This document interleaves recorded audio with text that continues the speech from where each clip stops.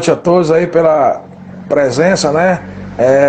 Nós estamos hoje batendo papo com o nosso grão-mestre Carlos Rosado, né? E a gente queria, hoje ele que é o nosso convidado, né, turma? Então a gente queria de antemão fazer que ele se fizesse a apresentação dele, né? E vamos para as perguntas, né? Que isso aí que é importante. Mestre, seja bem-vindo, né? Obrigado aí pelo senhor aceitar o nosso convite, nosso bate-papo, e tem muita gente nos assistindo aí, mestrão. Para mim, cara, é uma honra poder estar junto com vocês, que é aquilo que eu digo, que dentro do conceito de academia, a minha academia é uma família. Eu não tenho só alunos, eu tenho familiares que participam comigo de uma vida juntos. E quando eu dei para vocês a oportunidade de me representar aí, eu pensei muito, conversei muito com meu filho e vocês conseguiram me conquistar, entendeu? Você e o Ayrton, que são pessoas maravilhosas, que fazem um trabalho muito parecido com o meu, dentro de um conceito de família. Todas as vezes que eu fui aí, senti isso, entendeu? E fiquei até, nem abri isso, não abri franquia, ainda reluto muito, recebo muitos pedidos para quererem botar a minha marca. E daí mesmo de Manaus, já recebi umas 2 ou 3, e eu sempre evito, porque eu, para poder dar uma franquia, eu quero conhecer o cara, quero conhecer o perfil do cara, quero conhecer o ambiente que ele vai dar aula, quero conhecer a maneira que ele vai dar aula, para saber se ele está dentro do meu padrão. Eu tenho um padrão, que não é só o padrão comercial. Eu não penso só em ganhar dinheiro. Eu penso, logicamente, em ganhar dinheiro, que é a mola do mundo. Se você não ganhar dinheiro, você não sobrevive. Mestre, queria que o senhor explicasse um pouco para a gente, gostaria que começasse a live, né, nos contando sobre a trajetória até a faixa vermelha. Pô, ela durou muitos anos, cara. Não vai ser uma coisa que eu possa contar rapidamente, porque eu vou ter que abreviar para poder a gente conseguir. Pode abreviar. Então é o seguinte, eu comecei na minha vida de lutador, eu tinha 10 anos. E comecei fazendo judô. Na época tinha aqui no Rio a Academia Augusto Cordeiro, que era lá na rua Barata Ribeiro, numa casa. E tinha até uma estátua na entrada, eu me lembro bem disso, porque marcou muito na minha vida. Eu era uma criança e sempre tinha tido vontade de lutar, e meu pai me botou lá no judô. E eu não me identifiquei muito, por quê? Eu era muito alto para a minha idade. E os garotos que eu lutava eram menores do que eu, e eu era magro e alto. E eu ficava meio desconfortável, porque a luta de judô é em pé, né? Então parecia que eu era bem maior do que os caras, e eu não era. Eu era da mesma idade.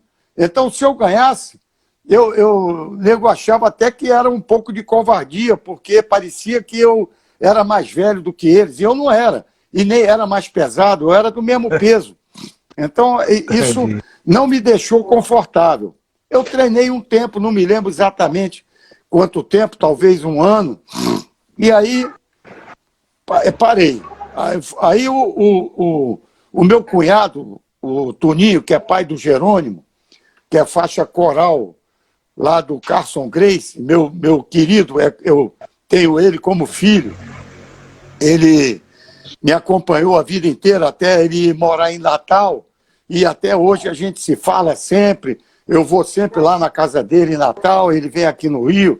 Então a gente tem um contato muito constante e muito amado, porque eu amo os filhos dele, ele ama meus filhos, a gente tem um entrosamento muito grande. E nesse tempo o pai dele fazia aula de jiu-jitsu lá na Rio Branco, que você tem que ver esse som que está saindo aí dentro, para pedir para não falar, porque eu fico escutando aqui. Tem que ficar bem silencioso, ou então você bota mudo aí o teu alto-falante. você liga na hora de falar, para eu ficar bem limpo o meu som. Então, Beleza. o pai do Jerônimo treinava lá na academia Gracie, da Rio Branco, a primeira academia de jiu-jitsu que existiu aqui foi a academia Gracie, pelo meu conhecimento. E foi lá na Rio Branco, se eu não me engano, eles tiveram primeiro numa casa lá no Flamengo. Eu sei que a academia mesmo, estruturada como academia, foi lá na Rio Branco, onde eles tinham uma estrutura, você não precisava levar kimono, tinha um kimono lá, tinha toalha para você tomar banho, e cada dia tinha um kimono lavado para você treinar. E eu tive a oportunidade, para dentro do meu currículo, fazer uma aula lá. Eu fiz uma aula lá na Rio Branco, que Toninho me levou, e aí, minutos no primeiro round, pegou, deu umas porradas, e foi lá, deu um mata-leão, e o cara até disse que não tinha batido, uma confusão. Então, isso já me fez criar uma simpatia muito grande pelo Carson, porque ele, na época que ele fez essa luta com o King Kong, ele pesava aí uns 75 quilos no máximo, e o King Kong pesava mais de 100 quilos, era um cara gigantesco, era o King Kong mesmo. E eu fiquei um cara enorme, muito forte, e não é à toa que ele tinha esse apelido de força, de cara grande, com muita força. Então, eu falei, no dia que ele foi lutar com o King Kong, eu falei, Carson, porra, esse cara é maluco, cara, esse gigante vai matar ele, cara. O que é isso? Aí o Toninho falou, pera aí, tenha calma, vamos ver lá. Começou a luta, bicho, o Castro deu um chute nele, ele riu, aí deu outro chute, ele riu de novo, aí deu o terceiro chute no mesmo lugar, ele já ficou com a cara fechada, aí deu o quarto chute, o cara já ficou com a cara de dor, quando deu o quinto ele caiu. Aí o cara sentou, deu umas cacetadas, montou, aí continuou batendo, ele virou de costas, o cara bateu, beleza? Cara, eu fui para casa impressionado. Era o Golias contra um gigante. E eu falei, caramba, o que é isso? Entendeu? Esse cara é invencível, cara. Como é que pode um cara pequeno como esse vencer esse gigante?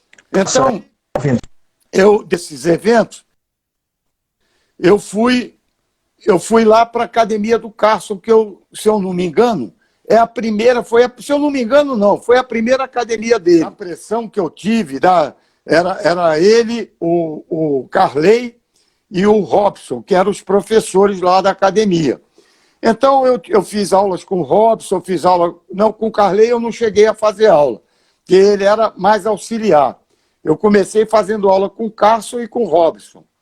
Depois o Carley foi morar nos Estados Unidos, e aí eu fui ter contato com ele já recentemente que eu digo há uns 5 anos ou pouco mais, lá na casa do Sérgio Bufara, que é um outro grande amigo meu, tremendo casca grossa de tudo, que ajuda no jiu-jitsu.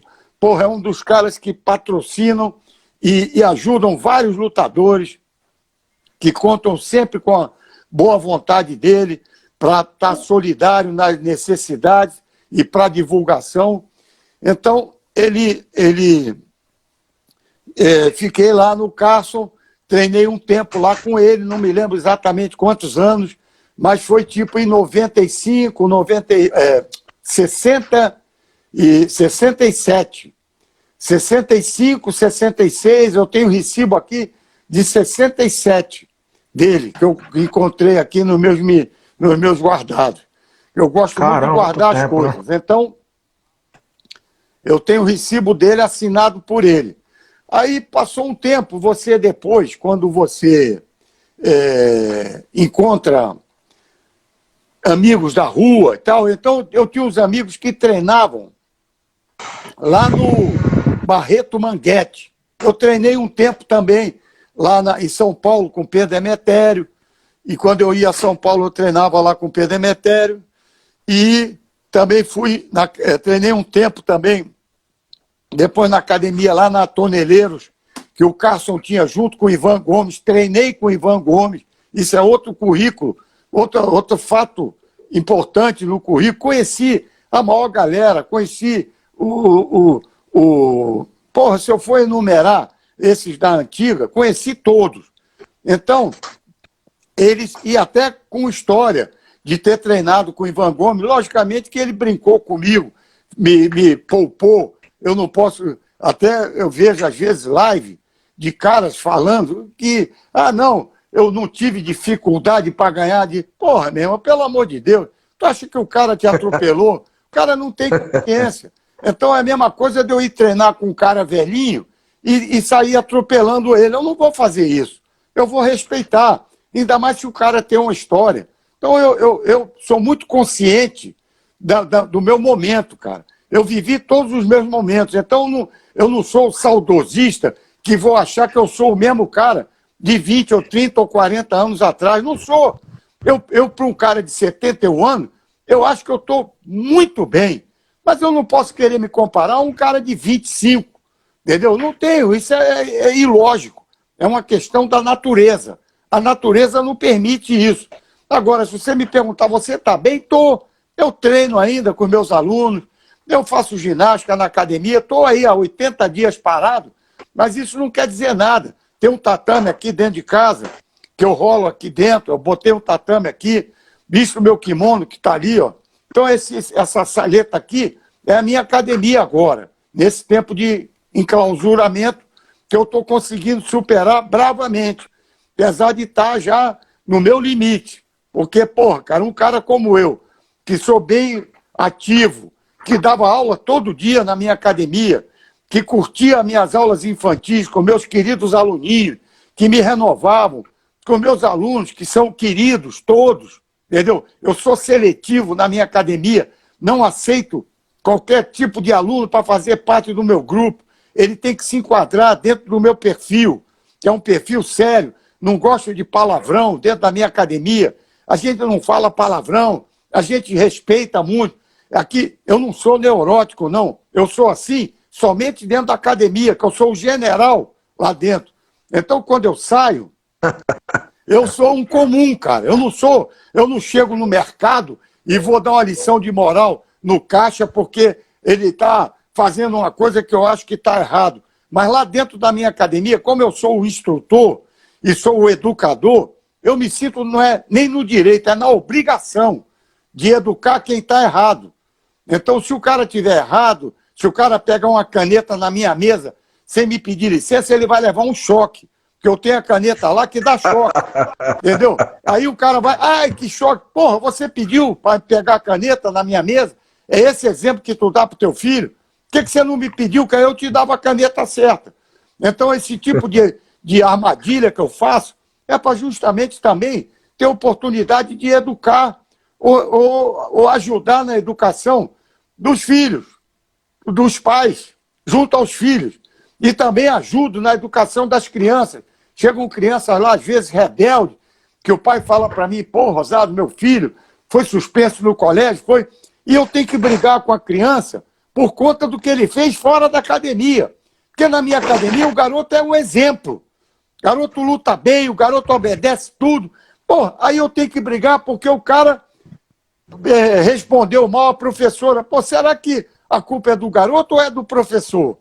Eu até diminuo um pouco da responsabilidade, porque no colégio o professor tem muitas limitações. Ele não pode brigar forte como eu posso. Agora, eu fico muito à vontade. Meus filhos estão aí assistindo. Eu nunca bati num filho, cara.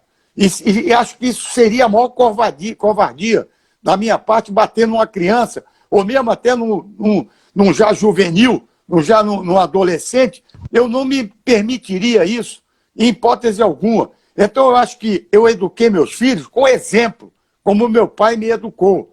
O meu pai me educou me dando exemplo.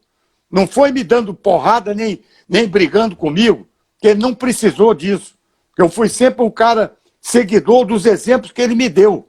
E procurei fazer isso também com meus filhos, e hoje faço isso com meus netos. Criei bem meus filhos.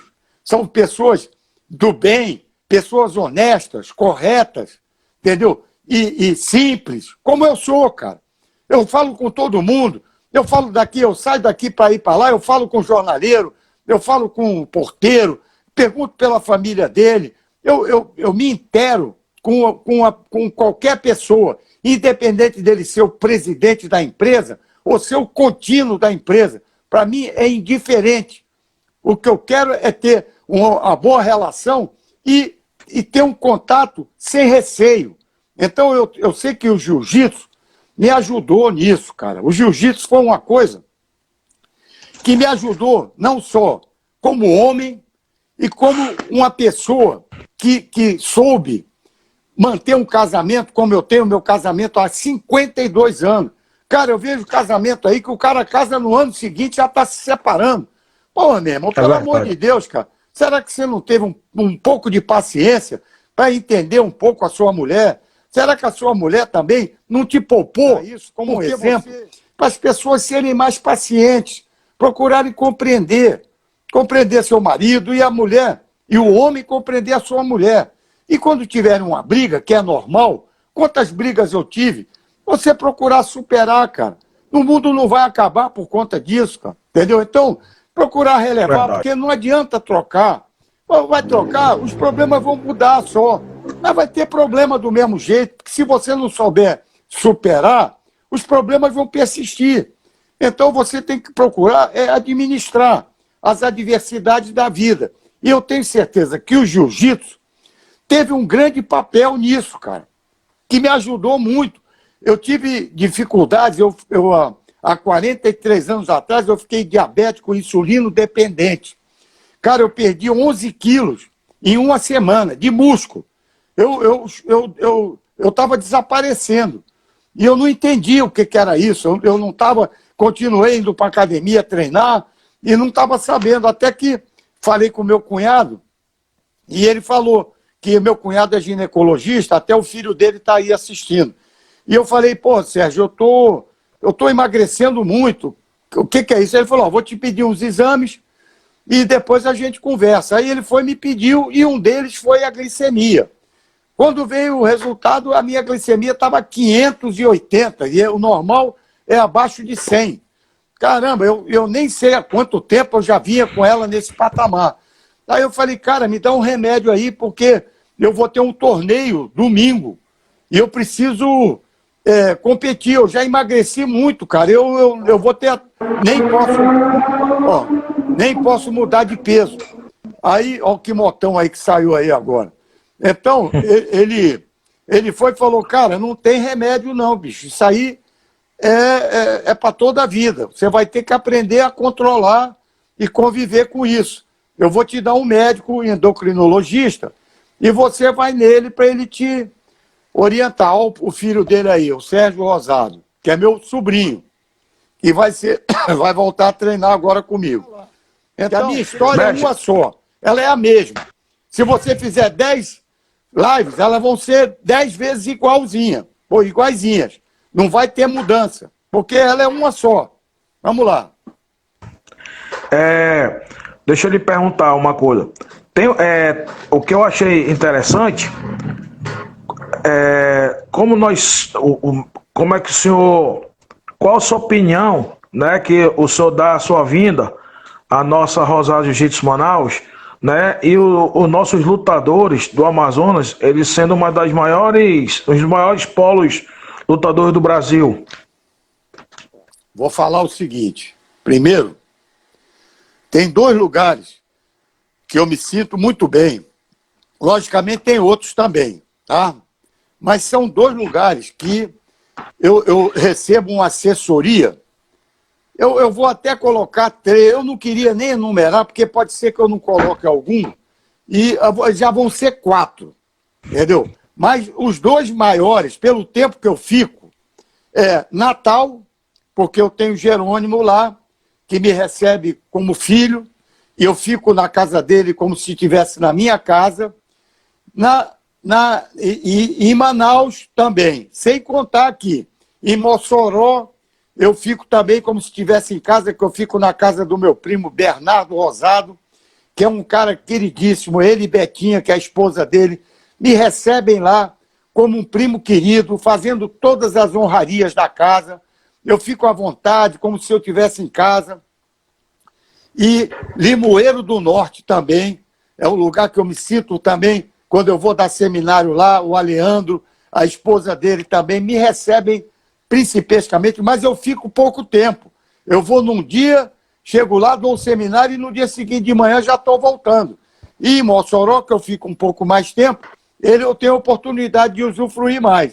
E em Manaus, como eu adoro ir aí, quando eu vou, eu fico pelo menos uma semana, aproveitando todas as coisas boas que vocês me oferecem. Primeiro, foi quando eu conheci...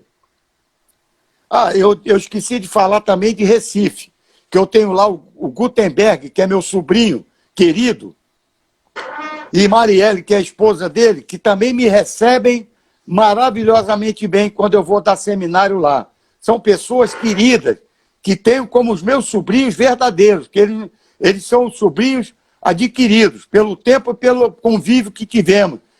E depois eles se manifestaram como filhos, sobrinhos.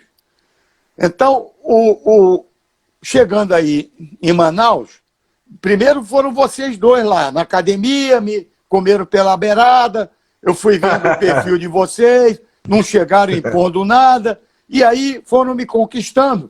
E eu vi que vocês tinham qualidades para poder assumir a minha marca aí em Manaus. Então, quando eu fui a primeira vez aí, eu não tinha tido ainda a oportunidade de conhecer diretamente o teu trabalho. Eu tinha já uma impressão muito boa, mas eu fui mais para dar um confere, para ver como é que é o negócio no tete a tete, olho no olho, como eu gosto de fazer minhas coisas. E cheguei aí, cara, e fui, recebido como um príncipe, entendeu? Vocês me trataram maravilhosamente bem. Os alunos que eram de você e do Ayrton passaram a ser de imediato meus alunos também. Eu me senti dentro da mesma família, na hora, entendeu? Quando eu dava o seminário, eu olhava para a cara de cada um, eu via aquela cara de boa recepção, aquele sorriso, aquela alegria. E isso me dava uma força para que eu cada vez ficasse mais forte e cada vez com mais vontade de ficar aí. Conheci o projeto que você tem aí, o projeto Nota 10, que espero que o prefeito ainda esteja ajudando, porque eu sei que sozinho vocês não vão ter condições. Tem o nosso deputado, que deu o maior apoio quando eu fui aí, que eu estou sempre manifestando, Roberto Stadia. Roberto, eu sempre estou falando dele, quando você bota qualquer coisa aí, eu falo, é o nosso deputado, tem todo o meu apoio, e acredito que o seu também, e da nossa academia, que é um cara que está sempre nos ajudando e recebe bem. Verdade. E eu acho que da última vez que eu fui aí, ele foi a força que deu para que a gente pudesse ter feito o seminário, porque tem custo, ninguém sai daqui, eu sempre viajo com a minha mulher, e isso gera uma necessidade de um suporte. Não dá para, só com o valor apesar de eu não ser nem nada fora do comum. Os meus seminários são bem possíveis de fazer, e eu ainda continuo fazendo seminário, gosto de fazer, é uma coisa que me dá prazer,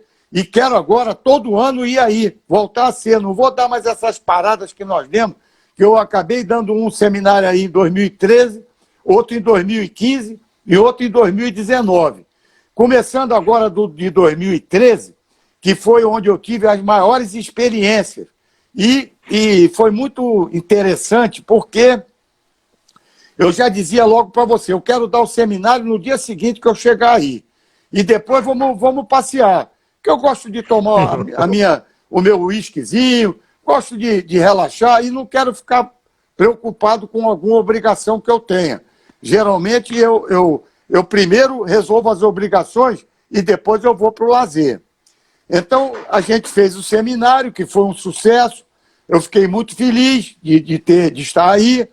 E começamos aos passeios. E uma coisa que me marcou muito foi aquela ida aos Ribeirinhos, que nós fomos lá naquele barco, naquela lancha, e paramos lá no Ribeirinho. E descemos lá, e quando nós chegamos lá, a primeira coisa que eu vi foi aquela preguiça que se agarrou com a minha mulher e não queria mais soltar. Aquilo devia ser um preguiço. Entendeu? O preguiço se apaixonou pela minha mulher e não queria, ninguém conseguia mais tirar o preguiço dela, cara, eu fiquei apavorado. O Irton tá aí, o Irton, mestre. Beleza. Pô, aí o que aconteceu? Nós fomos lá, eu falei, pô, meu irmão, não leva mal não, seu preguiço, mas essa mulher é minha. Aí arrancamos o preguiço dela, foi uma luta, cara. O cara, o preguiço lá agarrado, falou, pô, vamos disputar isso aí, né? Bota o kimono aí, vamos disputar isso aí, cara. Não vai ser na mão grande que tu vai me levar, não. Depois chega uma cobra lá, o Ayrton chega com a cobra, uma sucuri, pendurada no pescoço. Cara, eu olhei para aquilo e falei, minha Nossa Senhora. Aí eu falei, pô, eu não vou perder para esse cara, não. Aí falei para ele, meu irmão, me dá essa cobra aí que eu vou botar no meu pescoço também. Eu tenho até a foto dela. Aí botei a foto no pescoço, agarrei ela no gogó dela e fiquei um pouco nervoso. Entendeu? Pô, uma sucuri enrolada no meu pescoço. Aí eu segurando o pescoço com a foto. Aí eu não me lembro se foi você ou se foi o Ito. Falou, pô, Rosado, afrouxa um pouquinho aí o pescoço da cobra, senão tu vai matar ela, cara. Pô. Ela se mijou, a cobra. Aí eu fui e afrouxei um pouco o pescoço dela, porque eu estava... E para completar essa história, apareceu um jacaré lá. O cara, todo mundo segurando ali o jacaré, eu fui e peguei o jacaré também, para tirar a foto com o jacaré na mão, segurando o jacaré, e o jacaré se mexia. Aí uma outra pessoa, até um senhor, chegou para mim e falou, eu queria pegar também. Aí eu fui, segurando firme, entreguei para o senhor. Na hora que eu entreguei, ele não firmou muito. E o jacaré caiu no chão, cara, saiu se batendo e foi embora e entrou dentro d'água. Aí eu fui e perguntei pro cara, pro Ribeirinho. Eu falei, ele volta, né? Ele é ensinado. O cara falou, não, eu peguei ele hoje de manhã. Amanhã eu pego outro. Pô, o jacaré era brabo, cara. Não era jacaré ensinado. Pô, eu falei, caraca, porra, tu pega o jacaré virgem, cara, da natureza. O cara, ele, para não ter que cuidar do jacaré e ter que dar comida, ele pegava um jacaré por dia, cara. Por dia. Cara, eu falei, cara, esse jacaré era brabo, cara, jacaré. Aí a gente foi embora, né? E seguiu. E continuamos os passeios, né? Fomos lá para Presidente Figueiredo. Cada vez eu vou contar tudo englobado, os passeios, porque eu não consigo me lembrar direito o que foi cada um. Então, nós nadamos no Rio Negro no último seminário. O Ayrton me levou lá no Rio Negro, fomos num passeio de lancha, muito legal. Depois ficamos tomando banho. O pôr do sol, né, mestre? Maravilhoso, uma coisa mais linda. E fomos lá no sítio do Cara de Gato, porra, que tinha aquele monte de pitbull, gente da melhor qualidade.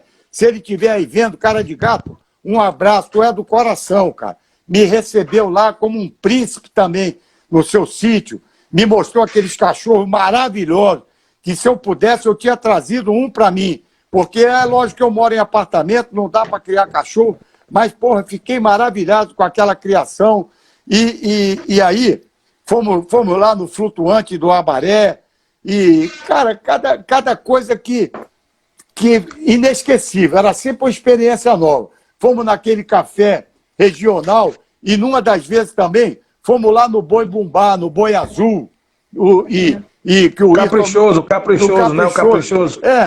E aí o Ayrton me levou, achei também um espetáculo maravilhoso. Então, cara, isso para mim é um presente. E a Manaus é um presente que eu recebo de estar com vocês. Fora as experiências culinárias, que é comer tambaqui, matrinchã, pirarucu. Porra, meu irmão, cada um no restaurante que o cara preparava lá na hora, que era sempre uma novidade para mim. E até naquela, eu não sei se foi na primeira ou na segunda, que nós comemos uma tartaruga, que até o casco dela está aqui na minha sala, que eu fiz Foi na questão segunda, mestre. Na segunda? Na segunda. Pois é, eu nunca tinha comido tartaruga na minha vida e não era nada demais, porque eram tartarugas criadas em cativeiro, própria para isso mesmo. Porque, pô, quem disser, não come tartaruga, então não come carne de boi também, porque, pô, elas são criadas da mesma maneira que você cria o gado, é no cativeiro. Então eu não estou comendo nada da natureza. Não matei, eu peguei uma tartaruga no mar e fui comer. Então eu me senti muito à vontade para isso, era uma experiência. Não vou dizer para você que adorei, que é a carne que eu quero, mas foi para currículo, para você ter na tua história. Já comeu? É igual você me pergunta, vai ser a primeira comida que você vai pedir? Não, não vai ser. Eu vou ter outras coisas que eu vou gostar mais, que é tipo um pirarucu ou um tambaqui, entendeu? Que realmente o sabor é mais suave, é mais leve e se enquadra melhor dentro do meu paladar. Então, eu volto a insistir dos valores do pessoal daí de Manaus, cara. Os grandes guerreiros que saíram daí, que eu não preciso nem enumerar, como o Zé Aldo, como o Jacaré, como o Paixão, que tem esse quilate e esse padrão do pessoal aí de Manaus, que são todos grandes cascas grossas. E, com isso, foi muito fácil para a gente ter um time forte de lutadores, porque isso está no gene do amazonense, cara. O ser guerreiro está dentro do gene de cada um. Então, não é difícil ser professor aí, porque você tem o material para você trabalhar, coisa que, às vezes, em algum lugar, não tem. Então, eu tenho aí pessoas como amigo, que é o Tico, que é uma pessoa que eu tenho admiração. Na última vez que eu fui aí, nem tive a oportunidade de vê-lo, apesar da gente ter se falado, mas depois não conseguimos mais nos encontrar. Mas fiquei triste, porque gostaria de ter estado com ele. E mais outras pessoas que eu convivi, que foi o caso do Arthur Vigílio, que é atual prefeito aí de Manaus, o Valuar, que é um cara querido meu, queridão, casca grossa, treinou comigo, é meu contemporâneo, treinou lá dentro do meu tempo. Então é um cara amado por mim, da minha família, gosta dele, meu filho gosta dele, todo mundo lá. Então, esses dois, e mais outros, o Neto, o Arthur Vigílio, eu não tive mais muito contato com ele, porque eu conheci ele quando eu fui lá para a Academia Gracie, lá da Figueiredo Magalhães. Ele já estava treinando lá, ele era faixa roxa. Apesar de que eu acredito que ele seja mais novo do que eu, porque eu entrei lá na outra academia do Carson. Mas nessa da Figueiredo, quando eu cheguei, ele já estava lá. E era ele, mais o Fábio Macieira e mais outros lá que treinavam. Então, eu tive a oportunidade de treinar com o Neto, o Arthur, que chamavam ele de Neto, era a maneira como ele era tratado lá. Ele tinha uma guarda muito boa, apesar de não ser um cara muito pesado, ele tinha uma guarda difícil de passar. Eu me lembro, algumas vezes eu treinei com ele e tive grande dificuldade para passar a guarda. Eu ainda era faixa azul, ele já era faixa roxa. E depois ele foi embora, ele foi para Manaus e eu continuei lá e foi a minha carreira. Eu fui crescendo, aí ganhei a faixa roxa, foi a faixa que eu fiquei mais tempo. Eu fiquei caducando lá na faixa roxa, porque o Cássio adorava, porque eu era o cara escolhido para pegar os caras que iam lá para lutar, porque o Cássio tinha um cara para cada coisa. Ele tinha o cara que entrava em campeonato, que era Pinduca, Peixotinho, Buchaú, e não vou enumerar, que era a galera toda que tinha lá, que todo mundo competia. E eu era um cara que eu era empresário, eu tinha problemas porque eu tomava insulina e os horários das lutas eram imprevisíveis. Você chegava no campeonato às 8 da manhã e ia lutar às 4 da tarde, porra, não tinha lugar para você comer. Então eu me poupava. E o próprio Carson mesmo, entrei em alguns campeonatos, mas já tinha pouco. Tinha um por ano quando tinha. E desses um por ano que tinha, eu entrei em dois. Entrei um na faixa... O cara de gato tá aí, mestre. Só cortando aí, tá aí, tá lhe escutando, tá? Pois não, então O falou. Já mandei a mensagem pro cara de gato e já agradeci a recepção que ele fez para mim lá. Então, o Jair Mocilin está vindo aqui, que era lá do Carson também, Casca Grossa da Pesada. Prazer ter você aí, amigo. Então, cara, o que aconteceu? Eu fiquei caduco lá na faixa roxa, porque o Carson, quando chegava algum faixa preta de outra academia, ele dizia, treina ali com o Rosado, que é faixa roxa. Eu pegava o cara, virava o cara do lado do avesso. Aí o Carson dizia assim, mas o Rosado já é marrom. Porra, mas ele não me dava marrom e eu também não pedia faixa para ele, porque ele adorava que eu, de faixa roxa, ganhasse do preta da outra academia. Até que um dia ele precisou de que eu entrasse no campeonato da marrom e eu fui e falei para ele, tudo bem, lógico, se eu vou entrar num campeonato de marrom, eu tinha que dar marrom, já era caduco, já era para eu estar recebendo a preta. Aí ele me deu a marrom, eu fiquei mais um tempo na marrom e ele acabou tendo que me dar a preta porque o nego já não aguentava mais. Eu de marrom apertando os pretos. Entendeu? Chego, é igual aconteceu com meu filho. Porra, meu filho era faixa marrom e eu não dava faixa preta para ele, porque eu não gosto muito de... Eu, para dar uma faixa preta, o cara tem que ter as qualidades que eu exijo no homem. Não é só no lutador, não. Não é só lutar bem, não. Ele tem que lutar bem e tem que ter outras qualidades. Ser um bom pai de família, ser um bom amigo, ser um cara correto, honesto. Não é o cara, é faixa preta, é professor, o cara é um maior vagabundo. Não vai ser meu faixa preta. Você pode estar certo disso. Se o cara receber uma faixa preta, pode até emprestar um dinheiro para ele, que eu te garanto que tu vai receber. Entendeu? Porque é um cara correto, um cara que é pedra 90. Então eu estava fazendo o maior jogo duro para dar a faixa preta pro Massa e todo mundo, porra, Rosado, dá a faixa preta pro Massa, dá a faixa preta. Eu dava muito, agradecia muito ao Marco Aurélio Kiner, que é irmão do Peixotinho, que o Peixotinho era meu treino, que treinava comigo direto. Eu tenho que falar também do Miguel, do Djalma, de muita gente, mas quando o camarada faz a live, ele tem que saber que ele esquece, ou então não tem a oportunidade de falar de todos. Você tem que ficar incubando, entendeu? Então o Miguel é meu amigão, eu levei várias faixas pretas, levei várias pessoas para treinarem jiu-jitsu, inclusive eu levava e acompanhava o tempo todo, lado a lado, até o cara se formar. Então eu tenho o Djalma, que é faixa coral do Carson, eu tenho o Miguel, que é faixa coral do Carson, eu tenho o Jerônimo, que é faixa coral do Carson, eu tenho o Alexandre Macedo, que é faixa preta, 6º grau, já deve estar perto de ganhar coral. Eu tenho... o Murilo, né? O Murilo é coral já também, né? Mas não é que eu levei. Eu estou te dizendo quem eu levei. Tem o Libório, que eu levei, que é faixa preta, 6º grau. Eu tenho orgulho de ter sido a pessoa que abriu a porta para esses lutadores, que hoje são pessoas do mais alto nível. Então, eu aos pouquinhos, dentro do possível, eu vou falando. Então, tem outra pessoa que eu não poderia deixar de falar, que é o Júnior, filho do Carson Grace, que hoje está da frente, entendeu? Andou de triciclo comigo, ele deve se lembrar.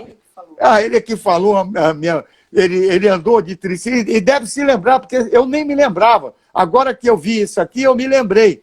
Então, eu era um cara que eu gostava de moto, gostava dessas novidades, tinha um triciclo daquele, na época era o triciclo Renha, era um motor Volkswagen, e o Júnior é um cara que hoje está dando seguimento ao trabalho do pai dele.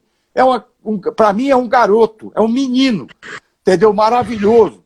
Casca grossa, da pesada, porradeiro. Cara, meu irmão, eu me lembro dele, da história dele, quando ele treinava lá, tenho muito boas lembranças. E se eu for agora, de repente, eu tenho que aproveitar o assunto para ir colocando as pessoas. E nem posso, em todo seminário, ficar falando da mesma pessoa. Eu tenho que aproveitar para falar de outras. Para poder, de alguma forma, atender aos que estão assistindo e que, de repente, como eu, muitas vezes eu assisti uma live e vi o cara não falar de mim, eu pensava, porra, será que o cara não se lembra de nenhum treino que ele deu comigo? E hoje eu entendo isso, cara. Entendo porque se a história não se encaminhar para esse lado, você não fala com o cara sobre isso, porque não cabe. Não porque o cara não mereça. Ele merece. Lá no Carson, bicho, eram todos muito bons. Não tinha expoente lá. Era todo mundo bom, cara. Você entrava naquele ringue onde eu treinava e você pegava do faixa azul ao faixa vermelha, que era eu, e eram todos do mesmo nível, cara. Se eu algum tempo fui o melhor, eu fui por um tempo, cara. Não fui o tempo todo. Logo, logo passou outro a ser o melhor. E nem por causa disso eu fiquei ofendido. Eu achava ótimo. E eu estava no seguinte, eu quero é partir para dentro mesmo. Vamos trocar de igual para igual. E era o que eu fazia. Nunca rejeitei um treino lá. Eu honrei a faixa vermelha que eu recebi como lutador. Eu não recebi a minha faixa vermelha como homenagem, não. Eu recebi como lutador. O Carson Gracie mesmo diz naquela gravação que tem aí no YouTube, por que me deu a faixa preta, a faixa vermelha. Porque ele me achava melhor, mais do que um faixa preta. Não é melhor. Ele me achava mais do que um faixa preta. Então, isso, você ter o cara, onde ele tinha o maior parâmetro, cara. Lá na academia do Carson, todo mundo era bom. Isso é notório, cara. Não sou eu que estou dizendo, não. Se você pegasse uma gripe, o outro cara que estava perdendo para você, ele passava a te ganhar. E ganhar e perder lá não era vergonha, não, cara. Eu nunca tive vergonha de perder para ninguém. E nunca achei que era grande mérito eu ganhar de alguém. Ganhar e perder é uma condição natural do lutador, cara. Quem entra numa luta, ele entra para ganhar ou para perder. O jiu-jitsu que eu aprendi era um jiu-jitsu para finalizar. Não era jiu-jitsu que hoje, por causa da regra, virou esse negócio de birimbolo, de 50-50. Eu não conhecia isso no meu jiu-jitsu, isso não se encaixava. Se o neguinho quisesse fazer um birimbolo, eu não ia permitir, eu ia partir para finalização. Ou esse cara vai me pegar, ou eu vou pegar ele, cara. Nós não vamos ficar lá no meio a meio para eu fazer uma vantagem e me contentar com isso. Agora, eu respeito esses lutadores hoje, porque eles estão na regra. É a regra de hoje. O cara luta para ganhar um campeonato, ele precisa disso, até para ele ter os patrocínios. Então, eu não estou criticando o momento deles. Eu até admiro e elogio, e acho que aqui o cara está botando a montada mais difícil disso aí. É verdade. Então, o que acontece? Fala aí, Jair. Boa, então. Então, o que acontece? Eu, de qualquer maneira, eu penso que o cara entra no campeonato, ele tem um objetivo, que é o quê? É ganhar a luta, é ser campeão. Então, se a regra agora é essa, ele tem que lutar com a regra. Mas no meu tempo, era o seguinte, o jiu-jitsu que o Carson Gracie ensinou, todo mundo sabe disso, é jiu-jitsu para finalizar. Ou tu finaliza, ou tu é finalizado, cara. E tudo bem, meu irmão. Tu não precisa ir para casa chorando, não. Lute, dê o seu melhor. E seja vencedor quando possível. Se não for possível, aprenda com a derrota. Melhore o seu nível e vá em frente, cara. Eu nunca me abati, cara. Se eu perdesse uma luta, eu nunca neguei treino, você sabe por quê? Eu olhava pro cara e pensava, se tu me ganhar, meu irmão, eu vou correr atrás de você aonde tu for. Eu só vou sossegar o dia que eu te pegar. Enquanto eu não te pegar, eu não sossego. E isso contribuiu muito para mim, para eu melhorar a minha qualidade de treino. Cada vez eu fui ficando melhor. Por quê? Eu estava sempre buscando um infinito. Eu nunca me achei bom. Eu sempre achei que eu tinha que trabalhar, que eu tinha que treinar, que eu tinha que malhar ginástica. Eu era um cara forte, você sabe por quê? Porque eu malhava todo dia. Eu era matriculado em 5 academias de ginástica. E ninguém sentia falta de mim, não. Oi, Rosado, você sumiu? Não, eu ia todo dia, malhava de manhã e de noite. E ainda ia para a academia treinar. Por quê? Para poder controlar meu diabetes. Entendeu? Que precisava de exercício físico. E eu fazia ginástica, cara. Então, o que acontece? Esses fatores que foram que contribuíram para o meu jiu-jitsu. Então, quando eu digo que eu representei muito bem a classe dos faixas vermelhas, é que eu fiquei lá na academia Carson Gracie dos meus 40 aos 55 anos, treinando com todo mundo que me chamasse para treinar. Nunca refuguei um treino. Quero ver quem é que vai dizer para mim que me chamou para treinar e que eu não fui. Quero ver ele dizer isso na minha cara. E olha que eu não eram pessoas sem nome, eram pessoas do mais alto nível. Eu não tinha medo de perder. E se perdesse, o cara ia ter que estar muito bom para me pegar. Porque eu era vento encanado, bicho. Eu era um cara duro de treinar. Quando o cara me chamava para treinar, às vezes o cara dizia, Rosado, vamos fazer um treininho leve aí? Eu dizia, bicho, chama outro aí, cara. Eu não vim aqui para treinar leve. Eu vim aqui para treinar duro, cara. Então, eu não ia para lá para ficar fazendo rolinha. Eu ia lá para quebrar o pau, para aprender, para desenvolver meu jiu-jitsu. E nunca fiz um treino de moleza. Meu treino era o seguinte, se tu não me pegar, eu vou te pegar.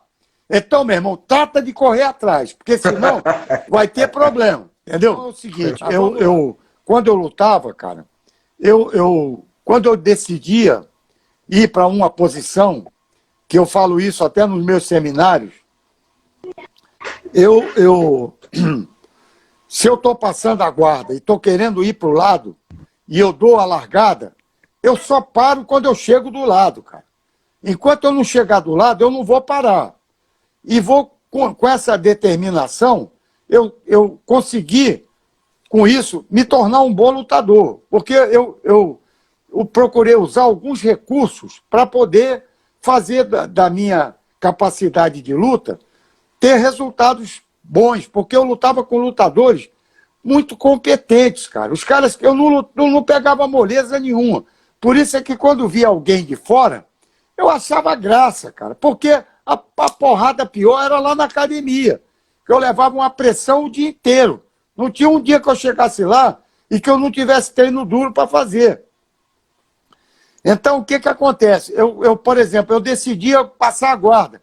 Eu ia em cima, ia para um lado, ia para o outro, ia para o lado. Chegava do lado, eu respirava. Segurava a posição, garantia a posição e dava uma respirada. Porque eu sempre era pelo menos 10 anos mais velho do que os caras que eu lutava. Isso tinha um peso. Aí depois eu resolvia montar. Aí eu ia até montar. Quando eu montava, eu segurava a posição. E assim por diante. Então, quando eu faço uma live, é mais ou menos como eu faço quando eu lutava. Eu inicio, se o cara não me interromper, eu vou embora até o final. Eu pergunto e respondo na mesma hora. Então, vamos lá. Agora, qual é a próxima? Tá. A próxima é o seguinte, o pessoal me pergunta, né, que o senhor foi empresário, né, e como foi que o senhor começou a dar aula de jiu-jitsu? Bom, isso também foi uma coisa interessante. Eu nunca pensei na minha vida que algum dia eu fosse me profissionalizar. Porque eu tinha uma empresa, eu tinha uma fábrica de gesso, que eu comecei a trabalhar nela com 17 anos, e que era a minha vida, entendeu? Só que, com o tempo, existem mudanças. E entraram sócios na empresa que, depois de muito tempo, porque primeiro era uma sociedade familiar. Mas nesse meio tempo, o Gaspar, que era o professor de ginástica, que eu fazia ginástica com ele, era um big professor. Na época, para mim, foi o criador do CrossFit. Que a aula dele era igual o CrossFit. Então, ele me chamou um dia, ele tinha uma academia em Copacabana e se mudou para o Flamengo. E quando ele fez essa mudança, ele tinha academia superlotada, mas o pessoal não acompanhou. Não porque não gostasse dele, mas você sabe que a academia é bom perto de casa. Ele foi para o Flamengo num ponto ruim de chegar, tinha que ir de carro. As pessoas estavam acostumadas a descer, subir na academia, malhar ginástica. E isso criou um problema e não teve o acompanhamento da galera. Ele ficou com poucos alunos, apesar de ter uma big ginástica. Depois até ele teve que voltar para Ipanema, que ele viu que o problema lá era a localização. Então ele chegou para mim e falou, Rosado, você não quer vir dar aula de jiu-jitsu aqui? Ele sabia que eu lutava lá no casco, eu era um bom lutador, que eu era faixa preta. Aí eu falei, ô Gaspar, eu não curto não, eu não gosto de jiu-jitsu, eu adoro jiu-jitsu, eu não gosto de dar aula. Às vezes até quando alguém me pede para eu mostrar uma posição, eu digo, eu não sei como é que eu fiz, não, vamos fazer lutando. Porque eu também não queria entregar meu jogo pro cara, então a posição era minha e eu não mostrava para ninguém. E aí ele falou, pô, Rosado, aí eu falei, não quero não. Aí na semana seguinte, ele falou para mim, Rosado, você não quer vir dar aula aí? Eu falei, Gaspar, eu já te falei, eu não quero não. Bota a tua cara para eu ver melhor aí, Vinha, que eu não tô vendo meia bomba aí. Sobe um pouco a tua cara aí. Bota isso aí, que é para me sentir melhor. Senão eu fico te vendo assim, ó. Aqui, ó. Aí, tá certo, mestre. o que acontece? Eu falei para ele, aí ele falou para mim, Rosado, o problema é o seguinte, cara, eu estou tendo que ocupar esse espaço, que a academia ele alugou um prédio, e o terceiro andar estava vazio. O segundo andar, o primeiro andar era a secretaria, o segundo andar era a sala que ele dava ginástica, e o terceiro andar estava vazio. E ele falou, Rosado, eu acredito em você, e eu gostaria de ter um cara que eu confio, para dar um espaço aqui, que eu sei que você é respeitador, que o pessoal que você vai trazer aqui vai ficar no seu domínio, e eu acho que seria bom você... Aí eu falei, olha, Gaspar, nesse caso é diferente. Eu venho. Se você está precisando de ocupar o espaço, pode contar comigo. Ele foi um cara que nunca me cobrou academia, apesar de eu ter disponibilidade financeira para pagar, mas desde o primeiro mês que eu fui lá, ele já conhecia a minha história, falou, Rosado, para mim é uma honra ter você aqui. Cara, um cara que me recebe assim na academia dele, merece toda a minha consideração. Aí eu comecei a dar aula. No primeiro dia, eu comprei os tatames e botei lá, fiz a salinha e chamei o pessoal lá do Carson para ir lá participar, para poder fazer um movimento. Eu ainda não tinha quase aluno nenhum. E, rapaz, no primeiro dia que eu assumi o controle da aula, dando uma aula até para os meus colegas de treino, que eram tão capazes como eu, mas que eu pude ensinar alguma técnica que era minha. E eles adoraram. Cara, porra, foi uma festa, saímos de lá, fomos para o bar perto e conversamos a beça, rimos a beça, e eu fiquei maravilhado. E daí para frente, não parei mais. Só que passou um tempo, o Gaspar foi convidado para ir para Ipanema. E ele, como não tinha tido um acesso a contento lá no Flamengo, ele foi para Ipanema e me chamou um dia, falou, Rosado, eu estou muito triste porque eu não vou ter espaço lá no horário que você dá aula, porque esse espaço que me deram é uma sala grande, mas só tem uma sala. E eu não vou ter espaço para o jiu-jitsu, só se você der aula depois das 10 da noite. Então, eu falei para ele, Gaspar, depois das 10 da noite vai ser complicado, até para mim, que eu não é um horário que eu tenho que ir para casa, eu vou trabalhar o dia inteiro, e depois eu vou... Não, nessa época eu já não estava... Não, eu ainda estava trabalhando. Eu acho que nessa época eu ainda trabalhava na empresa. Aí eu falei, olha, mas eu vou ver o que eu posso fazer, porque se eu não conseguir, eu vou aceitar. E falei, Zeca, eu tô querendo dar aula de jiu-jitsu e queria saber se você quer me ceder um espaço aí e tal. Depois eu acabei até ficando sócio da academia. Então, aí nesse meio tempo, eu tive que fazer uma obra lá, porque ele me cedeu um espaço que era o descanso da sauna, que ficava dentro do vestiário masculino, mas tinha uma sala grande de repouso. E eu tive que adaptar essa sala para fazer uma academia lá dentro. E isso demandou um tempo, entendeu? Então, o que eu fiz? Eu peguei, montei a academia aqui na minha casa, no meu apartamento, que foi uma coisa até que as pessoas, pô, não deixa de comentar isso. porque eu fui, montei, eu tenho uma sala muito grande aqui, e comecei, mantive o mês que eu fiquei fazendo obra lá, eu fiquei dando aula na academia. E os caras vinham fazer aula aqui dentro. Depois meus filhos ficavam brincando no tatame, lutando. A Mariana estava aqui dizendo que adorava assistir. Eles ficavam assistindo e depois ficavam brincando e eu mantinha o tatame montado, porque eu não ia desmontar e montar todo dia. Então a sala virou minha academia. Depois eu fui lá para Coelho, fiquei um tempo lá e fui para lá, para a Academia Coelho, e fiquei 3 anos lá aproximadamente. Depois a academia acabou, porque eles botaram a casa à venda, era uma casa no Leblon, a casa era muito cara, nós não tivemos dinheiro para comprar e acabamos perdendo a casa.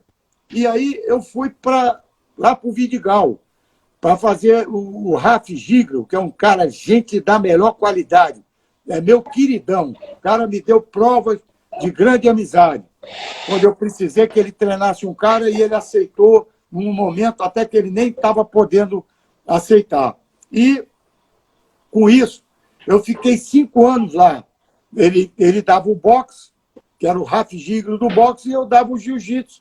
E até fizemos uma composição, que já tinha gente que estava querendo fazer vale tudo, e já estava treinando boxe, treinava boxe lá, treinava jiu-jitsu comigo, e fomos em frente. Fiquei lá 5 anos, e depois vim aqui para Copacabana, onde eu estou há mais de 20 anos.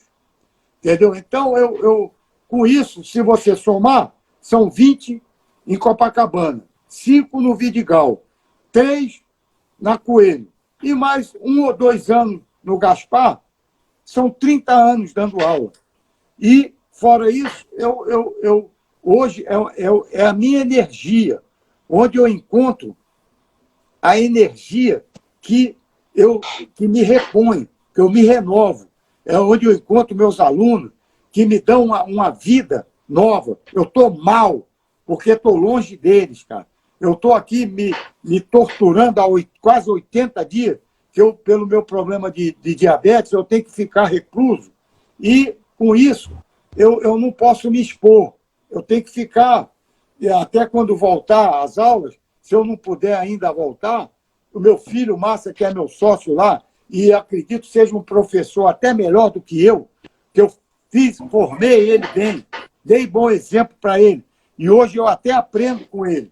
Então, os meus alunos não vão se sentir diminuídos com a nossa volta. Vamos voltar com todo cuidado, botando todos os recursos que são necessários para que não haja risco para os meus alunos. Eu fui o primeiro a parar a minha academia antes mesmo de ser decretado.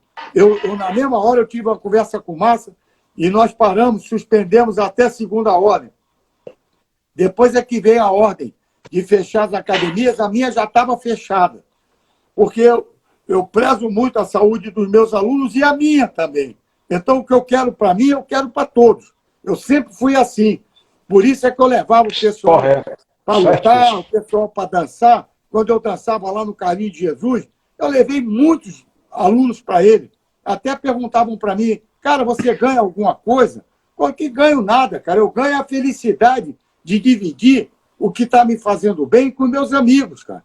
É o que eu fazia no jiu-jitsu, entendeu? Então, não era sacrifício nenhum para mim e nem eu exigia nada de volta. Era a minha alegria de dividir com os meus amigos o que eu tinha conseguido para mim. Eu nunca fui egoísta. Ah, não, isso aqui eu não vou chamar ninguém, não. Caraca, vamos junto, cara. E vamos treinar. Vamos lá. Tempo. Pode falar. Vamos lá, Marcelo. Tá. Tem uma perguntinha aqui que o pessoal queria saber, né?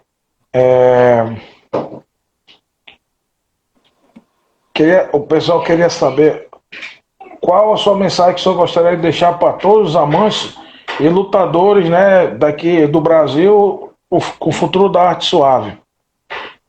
Olha só, eu tenho um lema na minha vida que é o seguinte: quem usar esse lema, ele vai poder vencer muitos obstáculos. Eu já fiz até uma camisa com esses escritos, que é: faça do que seria a justificativa para uma derrota, a razão para a sua vitória. Se você olhar o fundamento desse ditado, é o que eu encontrei em todas as dificuldades que eu encontrei, que poderia ser uma desculpa para eu lutar mal, uma desculpa para... Hoje eu falei com o Peixotinho, que é um cara da melhor qualidade. Aí ele falou, porra, ele me chama de mestre. Mestre é ele, cara. Ele que, porra, eu devo muito a ele, como devo a todos. Eu não vou enumerar os que eu devo, mas como eu falei com ele hoje, que é o aniversário dele hoje, e eu liguei para ele, botei uma mensagem no grupo que a gente tem lá da Old School, mas eu liguei, que eu queria falar com ele. E ele é um cara que ele falou para mim, porra, mestre, você tomava insulina, por isso é que você era muito forte. Mas não é isso, cara. Quem toma insulina é porque é diabético. Então o diabetes nunca deu força para ninguém. O diabetes é um vetor para você ser aniquilado, cara. E eu aprendi a conviver e superei essa doença. É uma briga todo dia. Eu tenho que matar um leão por dia, bicho. Mas eu mato. Eu já acordo de manhã, já pulo no pescoço dele e já vou dando um verdadeiro mata-leão. E eu tenho certeza que o jiu-jitsu me ajudou muito nisso. Então, é aquela história. O que seria a minha desculpa passou a ser a razão para eu ganhar, para eu superar, para eu vencer os obstáculos e conseguir transformar uma coisa que seria para me derrubar. Eu só tinha duas opções. Ou ia ser um cara admirado, ou ia ser um cara que todos iam ter pena de mim. Aí o cara tá botando aqui, a doença virou qualidade, e virou mesmo. O nego dizia, o Rosado tem muito açúcar no seu, não dá açúcar para ele mais não, porque senão ele vai emburacar todo mundo. Porra, tá maluco? Quanto mais açúcar que você tenha sem estar controlado, só faz mal, cara. Então eu consegui administrar isso e tirar proveito dessa coisa que seria para me derrubar. Então, quem aproveitar e fizer isso, vai ter um resultado muito bom. Mestrão, então eu acho que é mais ou menos isso. E a gente poder encerrar com chave de ouro, entendeu? E ter a oportunidade de que você saiba que eu adoro ir aí. E se eu deixei de falar de alguém, eu peço desculpa e manda reclamação para mim, que no próximo eu falo. Eu deixo escrito aqui, graças a Deus, tem sido muito bom, eu estou gostando, a adrenalina entra de novo no meu corpo, eu consigo administrar muito bem isso, transformo em energia. Quando entra a adrenalina, ela não me amofina, eu fico com mais energia ainda e estou pronto para encarar o que vier pela frente. E é isso que eu acho que um lutador de jiu-jitsu tem que ter, energia para enfrentar os problemas e superá-los, com a dificuldade que tiver. Faz parte do seu aprendizado. É o que eu ensino lá na minha academia e dou o exemplo para que possam seguir. E quero continuar ainda com muita energia para poder ter a proximidade da minha família de lutadores. E sempre voltei daí muito feliz, muito realizado. Nunca deixaram de me atender em nada do que eu quisesse. E até muito além disso. Então, agradeço a vocês. Para mim, é uma honra ter vocês como meus representantes. E para ter outro, tem que ser iguais a você. Obrigado. Senão, não vou aceitar. Entendeu? Não vou abrir se não tiver o perfil que vocês têm. Porque não é, eu não viso só a parte comercial. Eu viso a minha parte amorosa, a minha parte de realização que eu tenho na minha academia e nessa extensão que vocês estão fazendo dela aí em Manaus. E agradecer também ao grupo de alunos que você tem aí, que eu considero também como meus alunos, e que fazem parte também da minha família aqui do Rio. E você sabe que eu estou sempre com as portas abertas para ter qualquer um que venha daí, vai estar na minha casa como se estivesse na casa deles. Tá? Beleza, mestrão. Então, só agradecer, né? Essa nossa live aí foi uma aula, né? Uma aula de humildade sua e dizer que nós estamos muito felizes, né? De ter ouvido o senhor, né? E dizer que o senhor é um grande mestre que abriu a porta para a gente e que nós fazemos de tudo para conduzir o melhor, né? Sempre ter essa amizade, esse respeito, né? E essa oportunidade que o senhor nos deu para fazer parte da sua equipe, junto com Massa, né? Que são excelentes referências, né? A família de vocês é a nossa família também. Saiba que estou muito grato, agradecido a Deus e por ter colocado o Senhor na nossa vida para nos ajudar, né? Nos ensinar e dar essa oportunidade para nós. Aqui, é mais Tá outra bom. hora, entendeu? Tá Pode certo, falar. mestrão. Obrigado mais uma vez. Fique com Deus, tá? Abraço em todos, abraço a todos os nossos parceiros aí. Vou botar Fique de com novo Deus. aqui a minha old school, olha lá. Olha o old school aqui. Eu também Carson tô com a Grace camisa aqui, aqui, ó. Tá rosado, ó. olha só. Carson Grace, que é o meu queridão. Foi o cara que me fez amar o jiu-jitsu. Devo isso ao mestre Carson Grace, meu amigo, meu mestre, minha referência. Me inspirei muito nele e na sua energia, na sua gana para vencer. Eu tive a oportunidade de ver ele treinar, ver ele lutar vale tudo, e isso foi muito proveitoso para a minha formação. Tá? Beleza, Então, tá valeu, bom, irmão. mestrão. Obrigado. Abraço. Muito bom. Valeu, ficar com Deus.